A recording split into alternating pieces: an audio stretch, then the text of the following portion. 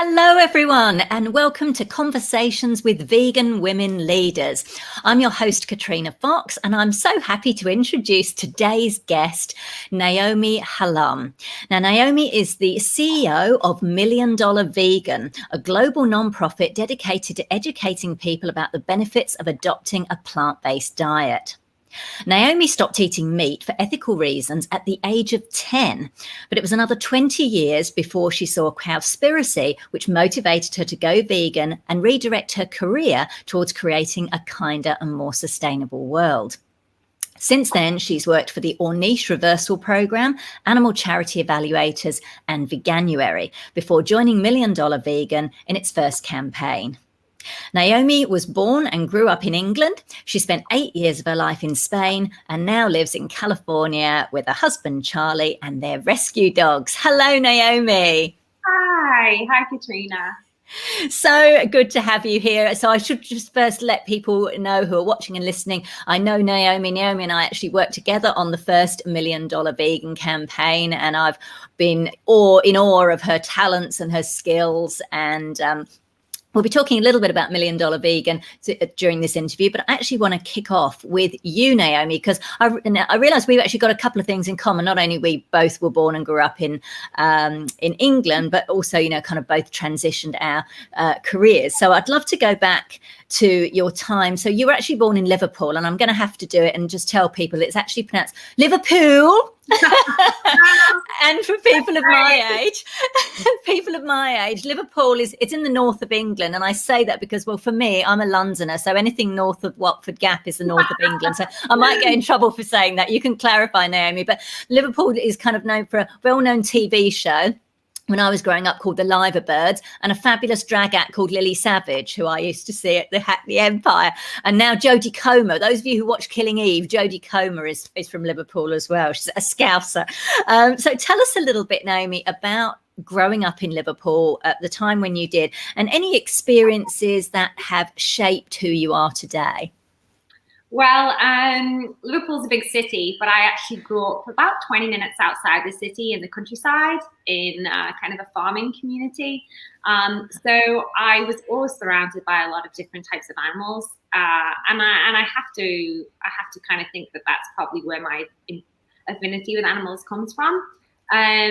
My kind of house was surrounded by sheep and cow fields, and my grandmother had a lot of animals. She had ducks and chickens that she raised, and horses and dogs and cats and fish and all of that stuff. So I saw, a lot of baby animals coming into the world, and I saw, my family trying to keep alive the young ones who were not well, and I just loved animals. I just thought they were wonderful, and I didn't see a lot of difference between these babies growing up and me as a child growing up. I felt like we were all growing up together. We were all kind of part of one family, really. And I have a very vivid remember of kind of going to a traveling fun fair when I was young, probably maybe 8 or 9 years old, and it used to be, I'm not sure if it still is sometimes, but it used to be that you could play a game at the fair and win a goldfish in a bag of water. Same, I remember those times. Yeah, and you would see people win them, and then you would see kids drop them on the floor, and this fish flapping around the floor, and the parents would just be like, oh, just leave it, you can't save it now. And it just horrified me, knowing that my grandmother had fish, and people just didn't care if these fish lived or died. And I vividly remember 9 years old asking my mom for sort of £10, right, to go around the fairground games. And I tried to see how many fish I could win because I wanted to save them all. I think I had about 13 in a bucket by the time my mom caught me and was like, what are you doing? What are we going to do with 13 fish? And I was like, well, if I leave them here, they're just going to die or be dropped on the floor by some other kids. So, it was an early age that I remember being on sort of this crusade to save these animals. And as soon as I really learned that the food I was eating was coming from these animals that I saw at my grandmother's house and in the fields around me, I just didn't feel that it was right to be eating them. So I protested, age 10, to my mother that I wouldn't eat meat anymore. And she's like, the standard arguments. I love that, because I was 11 at the time, and I'm older than you, I'm sure. So that was my next question I was going to ask you. You went, that was an early age. I did the same. I didn't know the word vegetarian. I just said, I made the connection. Grew up just outside South London in Dartford. So that was a very kind of city suburb kind of place. But I used to go to the country during the summer for a week to stay with my cousin. And like you, I kind of, when I made that connection, oh my God, the beef burger is a cow. I'm like, oh my gosh. So it didn't go down well in my kind of, working class family in just outside of Southeast London. How did your parents react? I would say the best word would be worried. They were worried about my, I guess, nutrition. It's funny because, in the 80s growing up, you would give your kids all sorts of rubbish food, right? You would give them sherbet dib dabs and cartons of like funny colored soda and crisps and chocolate bars and candy that was just nasty. But as soon as I said I didn't want to eat meat anymore, everyone was worried that I wasn't going to get enough. And my mom, she said, like, well, you get your protein, because protein comes from animal products, and you won't grow, you'll be stunted in your growth if you. So she's like, you have to compromise, and also I have to cook this food for you, so it's going to be very difficult.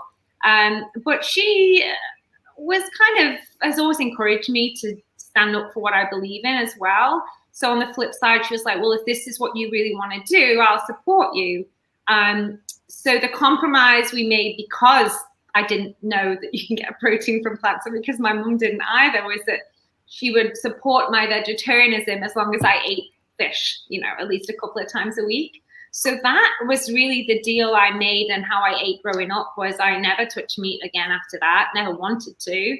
But I did eat fish and dairy and eggs on a regular basis pretty much until I was 30 years old, because I still thought I needed to, and I really didn't think there was a problem with those type of foods.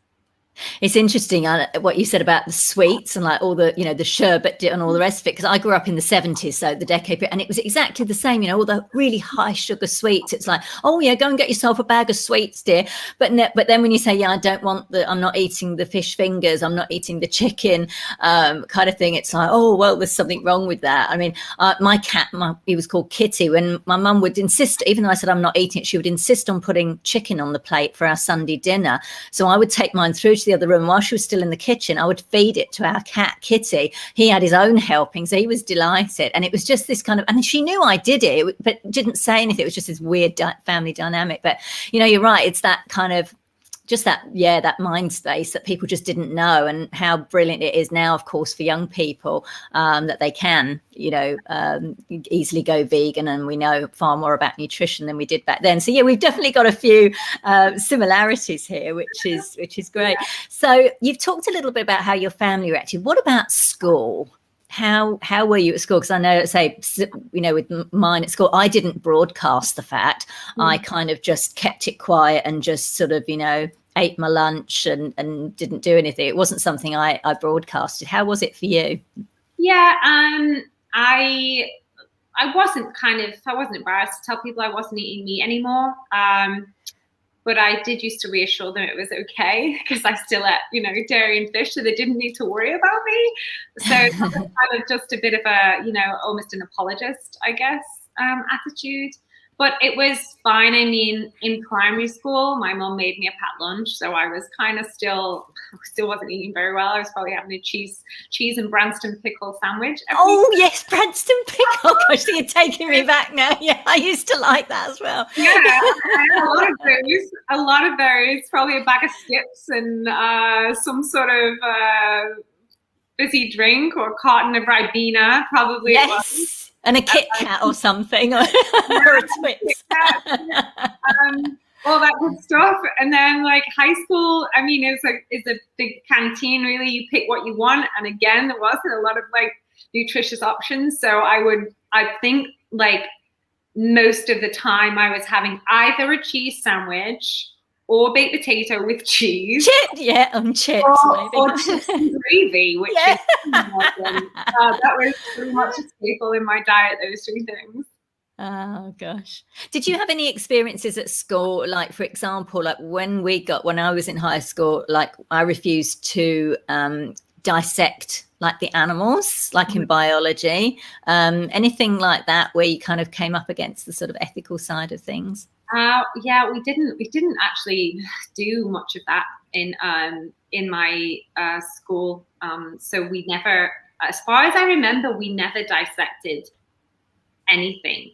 So I didn't really have to do anything like that. And it's weird. I was a big fan of the X-Files in high school. So probably because I thought for a while I wanted to be a forensic scientist, I probably would have disconnected from the autopsying of a dead animal as something that was maybe more scientific and necessary to the eating of one. So, I mean, I definitely wasn't in the mindset yet where I recognized all the problems with all the ways we use and exploit animals. I was still very naive. I was still just in the frame of mind that I don't feel comfortable eating an animal or causing its death unnecessarily. But if other people want to, that's okay, Right. because that's normal and I'm the not normal one. So I really should just keep my business to myself. And that's right. Yeah. Yeah, gotcha. Yeah, we definitely can relate. So tell us a little about your career, because I noticed you've got a BA in creative writing. And I know sometimes people, and my degree is in performance art. So it's kind of like, when people kind of look and go, well, what good are those kind of, how do they, what I mean? How do they translate into the workplace? And obviously, you have gone into, I think you went quite quickly into like marketing and events. So I'm curious, how did you go from that, getting a degree, a degree, a BA in creative writing, to getting into the marketing and event space? And it's funny, I went into university to do creative writing because I always liked writing stories. I always liked writing character-based stories. I like to tell the stories of people who I felt were not being heard. And so, and I love reading books. So that was kind of the inspiration behind that.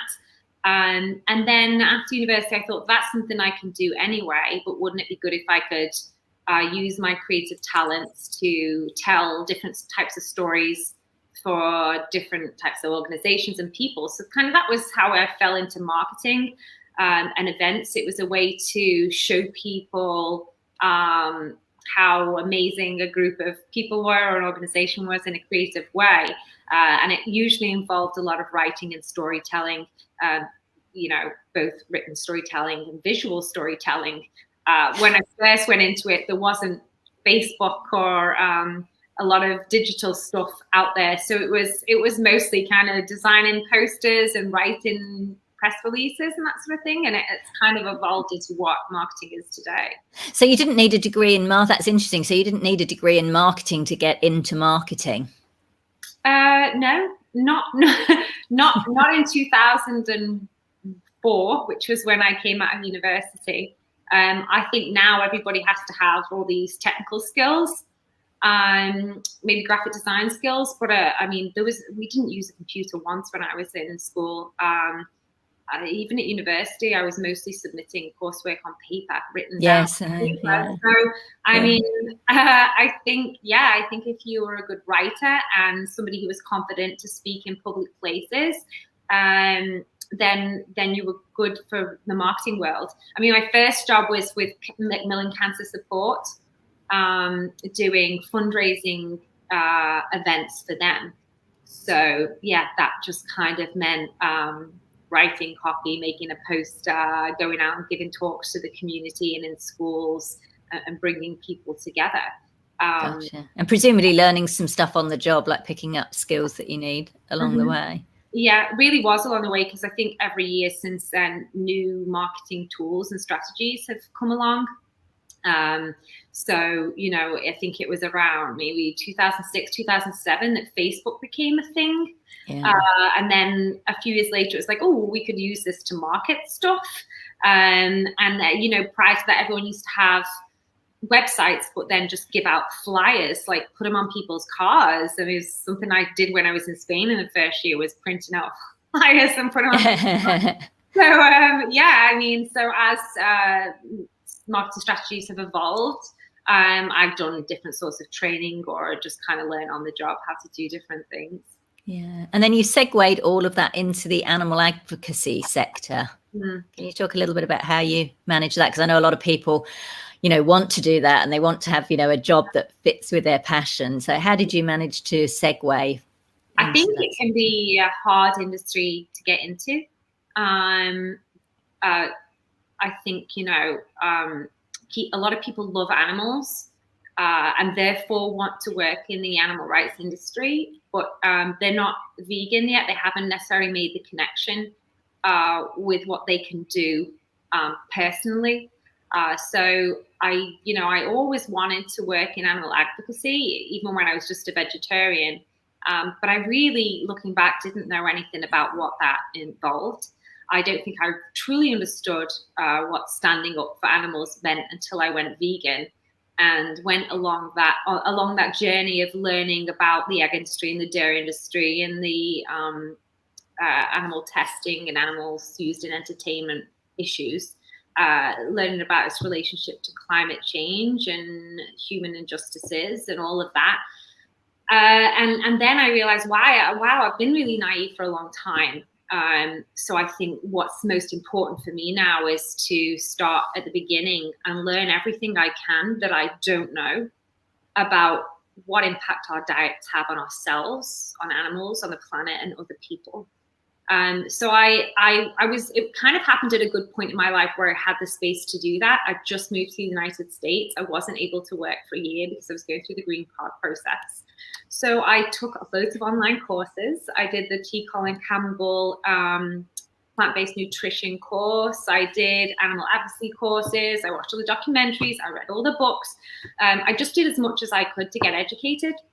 And I also thought I need to do work experience, even though I've come from a position in London, which was really high up in the corporate marketing world.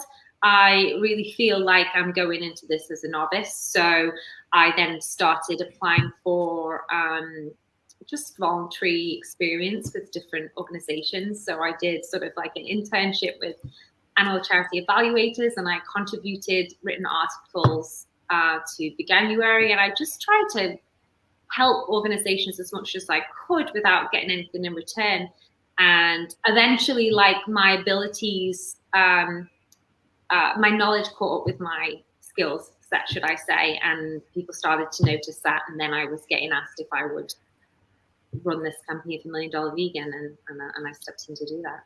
Fantastic. And now you're the CEO, which is absolutely wonderful. I love that. Thank you for sharing that. I think that just kind of helps people to kind of give them an idea about how to do it. And even, like you say, being willing, even if you have come from that, high-end kind of well-paid corporate sector, if you're going into something brand new, to just be willing, even if it's just for a short time, to, do some of that voluntarily and internships. Yeah. So thank you for sharing. And I mean, when we started $1 Million Vegan, you remember it was kind of, we didn't know if it was going to be an organization or if it's just going to be a one-off campaign. Right, so I did the first campaign with $1 Million Vegan alongside a pretty much full-time job working at the Ornish Reversal Program in a hospital in Virginia. So I was in like a hospital every day, promoting the kind of heart disease reversal program for them, and then in the evenings doing all the $1 Million Vegan stuff. Wow, gosh, that was full on, because that was a full on campaign, I know, for all of us. But brilliant. Now, your husband is in the military, so and I've seen you post about this. I'm wondering if you can talk about some of the challenges. Like, I think you've posted before on social media that it can be lonely sometimes being a military wife when your husband is deployed. Yeah. Can you talk a little bit about that and how you handle that? Yeah. It is. I think anyone who's married to someone in the military knows that that comes with a huge amount of sacrifice. I've been with my husband for 6 years, but I've probably only been with him for less than 3 of those years. So he's away a lot on a regular basis. He's away Monday to Friday at a military base in the desert. So I'd see him on weekends. But the year before the pandemic, he was away for 11 months on a deployment. So it's hard. But at the same time, I'm lucky I have a full-time job, which I'm very passionate about. So that keeps me focused and motivated and busy. I have 2 amazing rescue dogs, so they keep me very busy, covered in hair a lot of the time. But I've always been very independent. I went away to university at 18. I moved to Spain and lived there by myself for 8 years. So when my husband asked me to move to America, that when we were engaged, but warned me that I would have to spend a lot of time alone, I wasn't too fazed by it. I thought, well, I've spent most of my life alone in foreign countries, so why not do it in America, but at least have some lovely gentlemen to come home and see me at weekends. So it could be worse, it could be better, but it's a struggle sometimes, but it's worth it when he's around. Yeah, of course. Thank you for sharing that. And I've seen some people, and I'd love you to respond to this. I think you have responded again on social media where, you have like some vegans and animal activists even saying, oh, well, because I believe Charles he's in the military and he's vegan. Awesome. Hello, Charles. Good on you. Thumbs up to Charles. But I've seen like some vegans and animal activists say, oh, well, you can't be a real vegan if you're in the military. Mm-hmm. I'd love you to respond to that. What would you say to anyone that says that? Yeah, there's two reasons why people usually say that. One is because just sort of the basic reason of, they're forced to wear leather boots, right? And they're forced to do things that aren't considered vegan sometimes. And that's unfortunate. And unfortunately, my husband doesn't have any power in that. He signed up to the military when he was 18 and trained to become a pilot, and was forced to commit to 16 years as part of that training. 4 years ago, I think it was, 5, he became vegan. So he didn't have a choice at that point to change his career. So now he makes the best of it, which is what I say to anyone who's going to go vegan. Even if you can't be the perfect vegan, as if there is such a thing, just do the best that you can, because that's all anybody can really do.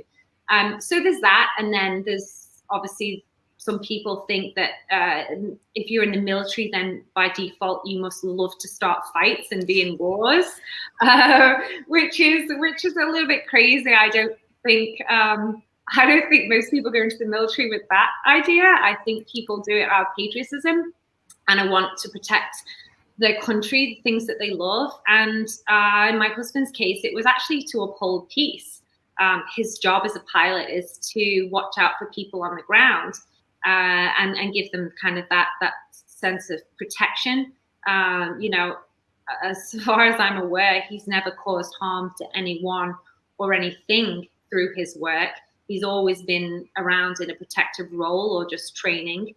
And that really is what the purpose of the military is, despite how it's been used in history, is to protect and serve the people of its country. So I think the fact that there's someone in the military who's vegan and who joined the vegan because he wanted to protect others, and is now being vegan as an extension of that need to protect, I think should be reassuring to know that there's someone in the military with that mindset who isn't looking to destroy, he's looking to protect. Mm-hmm.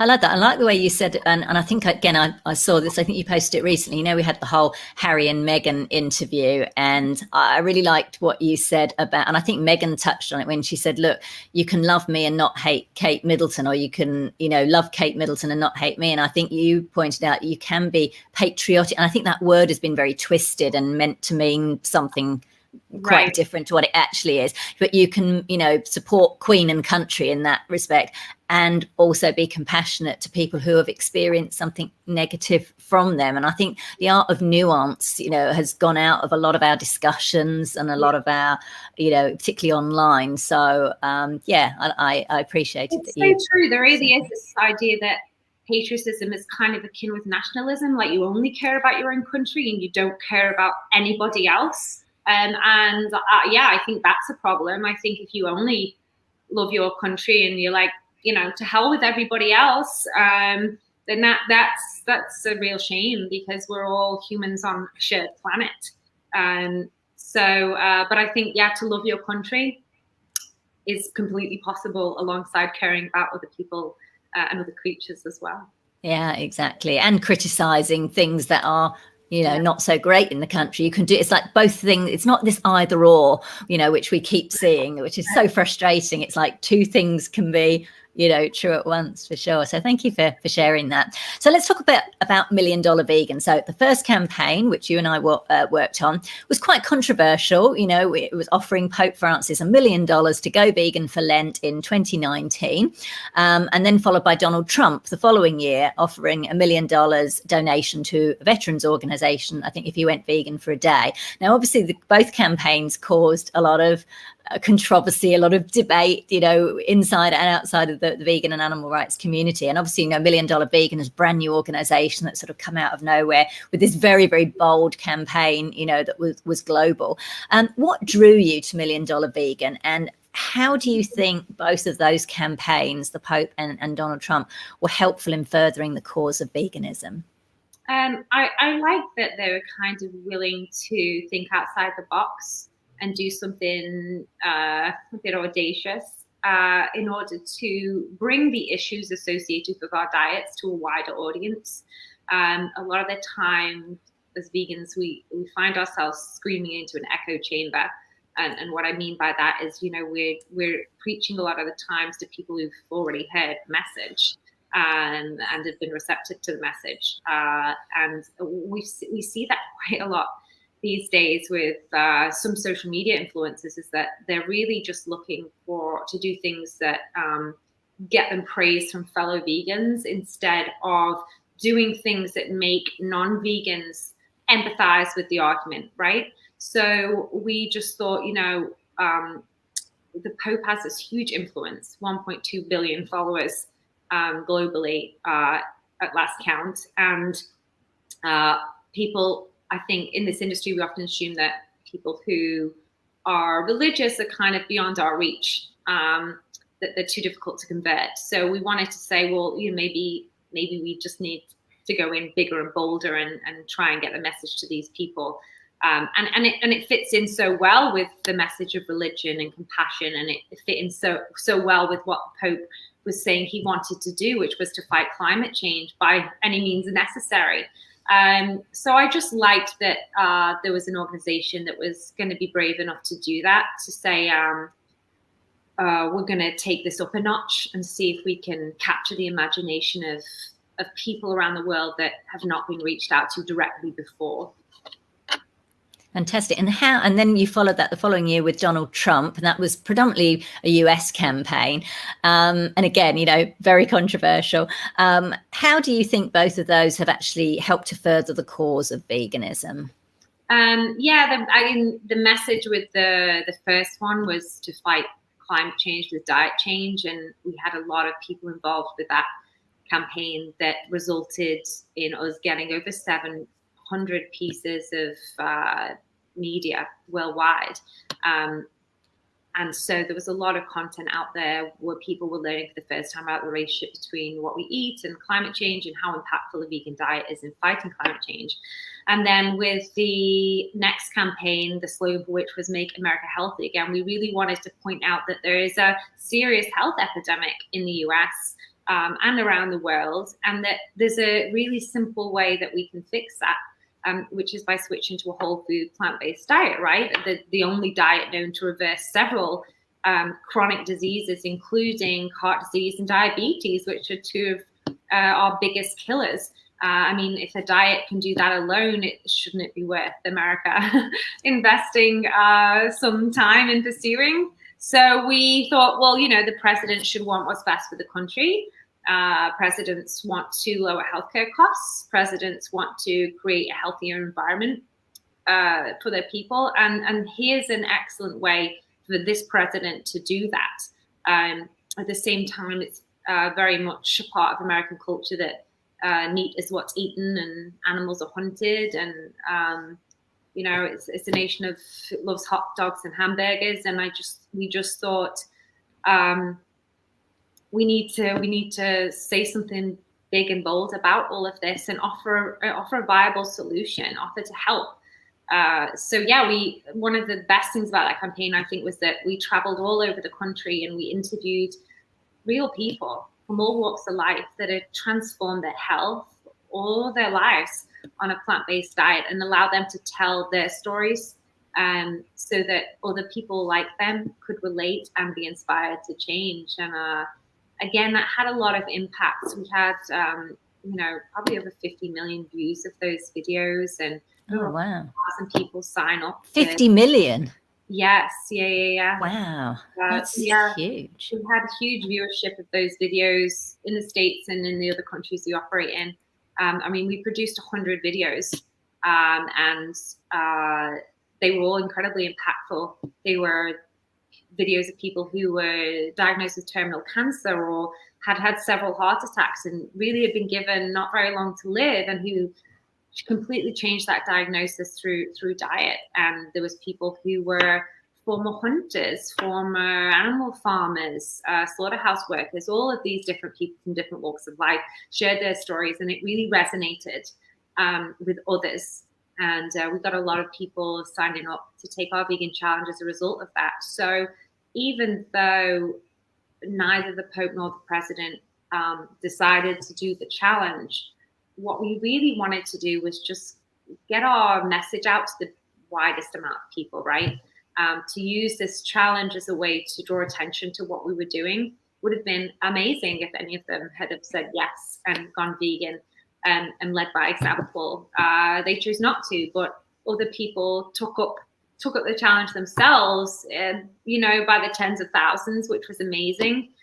Loads of people saw our content and got a better understanding of why what they eat matters. And so I think it was just very effective in educating and inspiring a lot of people to make changes, even if those changes weren't to go fully vegan. Maybe now they'll think twice before they have bacon and eggs for breakfast.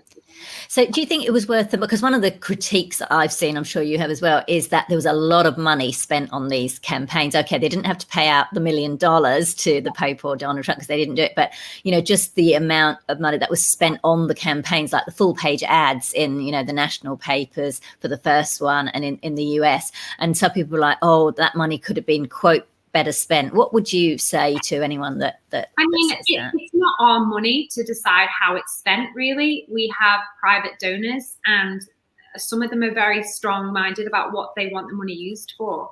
So if they say, I want this donation specifically to be spent on a full-page ad in the New York Times in order to promote this campaign to the greatest number of people, then that's what we will do. Some people do make donations for a specific reason, and others want us to put it to good use. So we do a lot of analysis into how we can best use the different donations with respect to the way the donors want them used, and also with respect to the animals that we're trying to help. So yes, some money was spent on newspaper ads, which helped us to reach a lot of people and give the campaigns a lot of gravitas. I think doing that does more than simply allow your campaign to appear in a newspaper. It makes TV stations take notice, and it leads to them ringing you and go, wow, you put this ad in, and can we have you on our show? So it generates a lot of publicity as well that has a value to it. So, and it's something that gets syndicated across a lot of news publications. So I don't think, personally, from what I've seen happen as a result of those ads, that it was money badly spent. Mm-hmm. I can't say that about everything, but, we're quite a young organization and we kind of learn as we go. And I see the benefit in spending quite a lot of money on developing inspiring content and making sure as many people see that as possible. There's a limit to how many people we can reach on social media. And for those that we can't reach through social media, we turn to print advertising or TV or radio or podcasts. We just try and get ourselves into as many forums as we can, so as many people see what we're doing. Yeah, no, I love it. Thank you.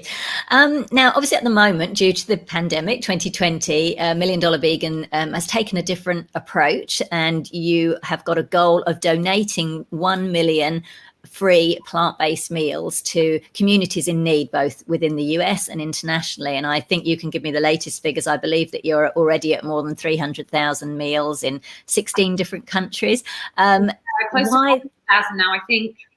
Oh, well, close to 400 there. Amazing. So why the change in tack? I mean, the beginning of last year, we did plan to do another $1 million challenge. I think a lot of people had plans that went when the pandemic hit. We just didn't feel it was appropriate to be challenging people when there was kind of very serious issues afoot, and when we saw so many people suffering from a loss of work or a loss of a family member, you know, the inability to leave their home. We thought, what can we do to help struggling businesses? What can we do to help struggling communities that will also allow us to advocate the benefits of, you know, eating less animal products? And we know that pandemics are tied very closely with our treatment of animals. 75% of all infectious diseases that humanity has ever faced have come from animals and animal products. And we simply wouldn't have had to face this pandemic if we weren't caging and exploiting animals for food. So it's important that people understand where pandemics come from and how we can reduce the risk of them happening again. So, you know, that's why we launched our Take Pandemics Off the Menu campaign, to clearly show people that the less factory farms we have, the less animals we exploit and eat, the less chance of this ever happening again that we have. So we did that, and alongside it, we thought, let's also challenge ourselves to donate 1 million meals to those in need and put our funding for the year towards that. So yeah, it was partly to educate and partly to support. And it started with, let's donate 100,000 meals, and that went really, really well, and we got a really good response to that. So we carried on, and now we're donating meals in, I think we've donated meals in over 65 different cities, in 16 countries, and people are reaching out to us now, other activists saying, hey, can we be a part of this? Can we help donate some meals? So it's been a really good.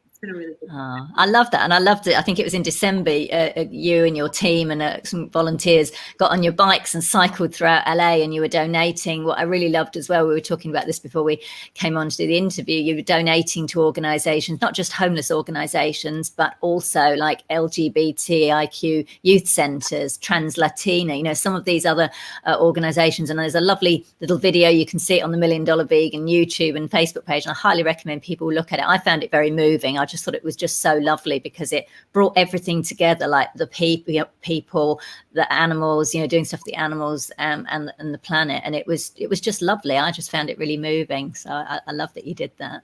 Yeah. And as I said to you before, Katrina, it's really important now for any social justice movement, like a vegan one, which we are, to support other social justice movements. I think it's really important. I think it's crazy for us to think that we can possibly expect a just world for animals when we don't even have a just world for other human groups. You know, we've seen in the last year the Black Lives Matter movement rising up against the prejudice they face, which is serious. You know, it's very serious, and they need everybody's support. We see, you know, the LGBTQ plus communities and you know, being discriminated, and we need to support them. We need to support feminist movements. We need to support each other, because we're not going to move forward with any of our battles unless we do. So we thought, how can we do that without, you know, removing our focus from the animals that need us? And we thought, simple, we can donate vegan meals to communities within these other movements, which is why we chose to donate so many of the meals to not just underserved and impoverished communities, but also to Black Lives Matter groups and LGBTQ groups and women's groups and schools and frontline workers too. Yeah, and the frontline, exactly, the frontline workers. And I love that because it's a way of, it's a really lovely piece of, it's activism, but it's done in a really lovely way. You know, people are getting, you know, healthy, tasty vegan meals. You know, you're not there brandishing an animal rights message, but it's kind of going in there. And like you say, it's just, it opens people's minds up, I think, to vegans, you know what I mean, who are, you know, obviously there's stereotypes about vegans. And I think it's nice that it's like, oh, these are vegan people and look what they're doing. So I thought that was lovely. Yeah, I know that the main reason a lot of people don't eat vegan food is because they think it's going to suck, right? Yeah. Like how good our food is. And so we just are able to show people this way. And I mean, the common response we get 99% of the time is like, damn, that's good. It's not vegan. I'm like, yeah. More of that. And I'm absolutely. I completely agree. Now, doing $1 Million Vegan, obviously you, as you say, you produce a lot of content. You yourself have educated yourself, watched all the documentaries. So obviously, you know, doing that, and obviously you're still, you know, looking at a lot of that content around cruelty to animals, as well as you've mentioned, some of the issues facing humans and the planet. What do you do to protect and look after your own mental and emotional health? Which is important because you know this, Katrina, it's really hard to do the work that we do sometimes. People always say, oh, it must be so hard to be a vegan. And you say, why? Because, you have to not eat all these things. I think that's just the easy part, right? Yeah. It's so easy, the food part of it. The difficult part is having to face the dark side of humanity every day and see what is happening to these poor animals in the billions behind closed doors, having to watch that stuff with your own eyes and still remain hopeful and optimistic and positive when talking to non-vegans, right? It's really hard. So I think it's important for me and everybody else in this movement to take time out, to not feel guilty when you take time out. I think a lot of activists feel guilty when they take a break because they know there's still so much work to be done. They know there's animals suffering at that very moment, and they think, how can I not do anything in this moment about that? But I think it makes us better activists to take time for ourselves and make sure we don't burn out. So me personally, you know, I have dogs. That forces me to leave the house for an hour every day. Is it lucky dogs? For an hour at least every day, and I make sure I exercise myself, and at the same time. So for that hour, I leave my phone on my desk. I take the dogs. I go up on a hiking trail, and we run and we hike, and we just, you know, get the endorphins going, and we do that for an hour. And I can come back feeling like I've totally zoned out and had some me time. So I do that for an hour every day. And then at the weekends, there's sometimes work to be done. I mean, there's always work to be done, rather, but I do try to spend time with my husband, doing something other than work, reading books other than animal rights books, you know, reading a nice fiction novel, cooking a nice meal, doing that sort of stuff, because I just think it's really important. It is, absolutely. I completely agree with you on that one. So the final section is little rapid fire questions. So just answer them in literally one sentence or less. Okay. What's the most courageous thing you've ever done? I don't know. I mean, maybe that Cycle India thing I did last year, where we had to cycle 250 miles through the hills of Kerala for Veganuary, and it was absolutely killer, and I hadn't trained for it, and it was oh my gosh. I did it for the animals, but yeah, it was hard, so that was pretty big. Brilliant. Amazing. What does leadership mean to you, and what style of leader would you say you are? I'm a leader who believes in empowering others to do what they're good at. Telling other people what to do is silly, really. I think you should give them a sense of direction and purpose and let them shine, and let them ask you if they need support, and know that you will support them if they ask for it. Yeah, that's my leadership style. Nice. What do you love most about yourself? I guess the part I love is that I don't care too much what other people think of what I do. If I believe in it, then that's enough, and I'm just going to do it. I love it. That's a brilliant answer. And finally, any kind of key lessons that you've learned over the years that you think will be helpful and to share with other vegan women leaders to help them on their journeys? Yeah, I think people will try and put you down a lot, particularly in this industry, because not everybody believes that animals deserve compassion, which, you know, baffles me, but it's true. Not everybody believes that. Some people, so people will regularly argue with me or try and prove me wrong. So I think it's really important to not let the people that are trying to challenge you get to you, not to take it personally. They're probably uncomfortable with what you're doing for their own reasons, and to not waste too much energy on people who oppose you in that way, to just accept that we're not going to win every battle, and to leave alone those that are probably not winnable, and to focus on those that are. I think that's going to be a much more fruitful job for any activist if they focus on what can be achieved rather than fighting with those that can't be helped. I love that. Or even infighting within the same communities or on the same mission. It's the most pointless thing. I don't know. I think maybe a lot of vegans are so used to arguing with non-vegans that they can't but argue with vegans as well. So yeah, I don't engage in vegan arguments either. That's so pointless. No, that's really good advice. That's been fantastic. Thank you so much for talking with me, Naomi. If you want to find out more about $1 Million Vegan, you can go to the website, which is milliondollarvegan.com.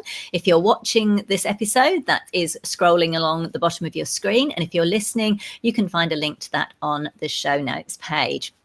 Naomi, I don't know if you can say whether there's going to be another $1 Million Vegan Challenge, because I know that MDV keeps things secret as a strategy, which is good, and then kind of launches it. But maybe we'll see something. We'll look forward to seeing whatever you've got coming up. Unless things go backward, I think with the pandemic, if things continue to move forward, then you can hope to see another challenge being launched later in the summer.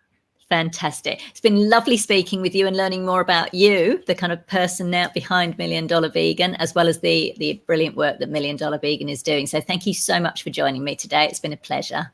Oh, it's been an absolute pleasure talking to you too, Katrina. Thank you for the wonderful things that you do. I'm a big fan. Thanks everyone for tuning in. Bye for now.